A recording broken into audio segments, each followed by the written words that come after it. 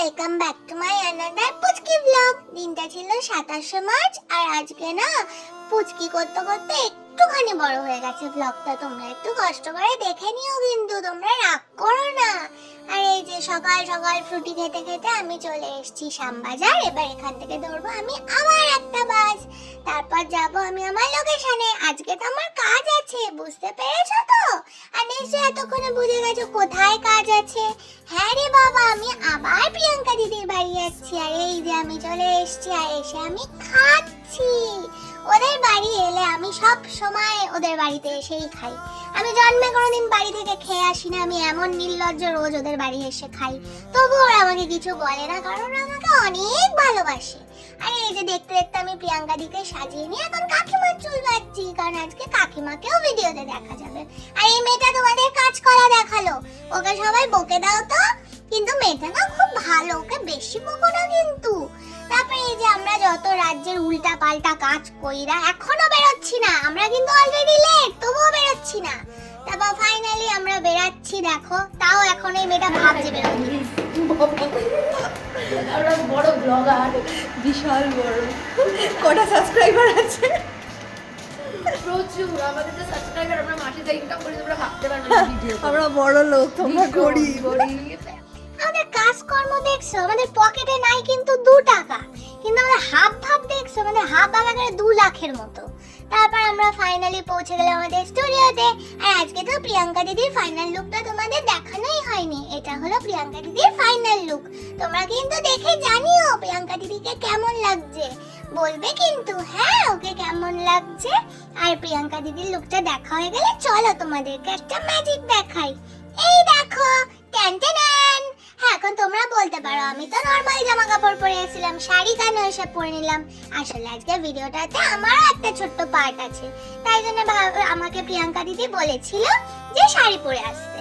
তবে শাড়ি পরে তো কাজে আসা সম্ভব নয়, তাই জন্য আমি ব্যাগে করে শাড়ি এনেছিলাম আর এখানে এসে পরে নিয়েছি। আর দেখো দেখো আমাদের সিঙ্গারের অবস্থা দেখো, সিঙ্গার আনন্দের চোটে নাচতেই লেগে গেছে এখানে। আর তারপরে ফাইনালি আমাদের শুটও শুরু হয়ে গেল। আর এগুলো হচ্ছে আমাদের শুটের বিটিএস। আর আমাকে জীবনে প্রথমবার রঙ্গোলি দিতে বলা হয়েছে গাইস, যেটা আমি দিতে পারি না। আমি কোনোদিন জন্মে কখনো রঙ্গোলি দিইনি। এরা আমাকে কি মনে করে আমি জানি না। আমি একটু আধটু আঁকতে পারি বলে এরা মনে করে আমি পৃথিবীর সব আঁকা মনে হয় এঁকে দিতে পারবো। আর এখানে খুব জঘন্যতম একটা রঙ্গোলি দিচ্ছি, তোমরা দেখতে পাচ্ছ। তোমরা এইটাকে আর দেখতে চেও না, দেখবে শেষে আমি নিজে গিয়েই ঘেটে দিয়েছি। এত সুন্দর রঙ্গোলিটা আর কি আমি দিয়েছি।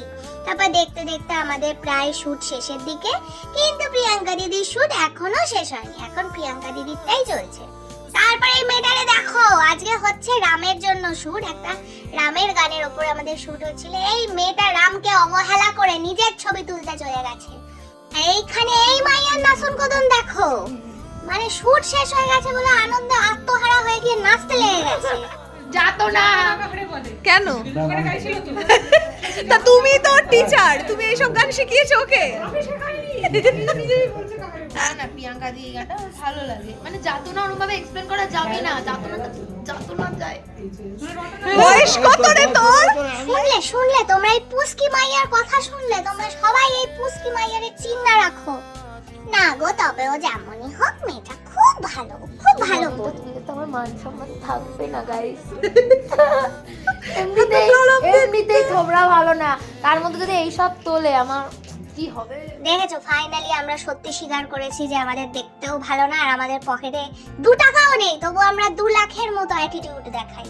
আর তারপর ফাইনালি আমাদের সব গুছিয়ে গেছি, আমরা যাচ্ছি এখন প্রিয়াঙ্কা দিদির বাড়ি, কারণ আমাদের তো শুট শেষ।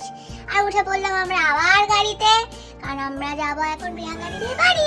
আর আমি চলেও এসছি, এই দেখো, এটা চিনতে পারছো? এটা তো পিপি, তোমরা চিনতে পারছো? আর এবার আমি বেরাবো বাড়ির জন্য। এবার তোমরা বলতেই পারো আজকে তো আমার বিরাটিতে শুট ছিল, আমি ওখান থেকে ডিরেক্ট কেন বাড়ি চলে গেলাম না? আসলে আজকে তাড়াতাড়ি শুট হয়ে গেছিল বলে একটু প্রিয়াঙ্কা দিদির বাড়িতে এসে গল্প করে তবে বেরালাম। আর এবার আমি আলুর পকোড়া খেতে খেতে বাড়ি যাই। তোমাদের সাথে দেখা হবে আমার নেক্সট ভিডিওতে। ততদিনের জন্য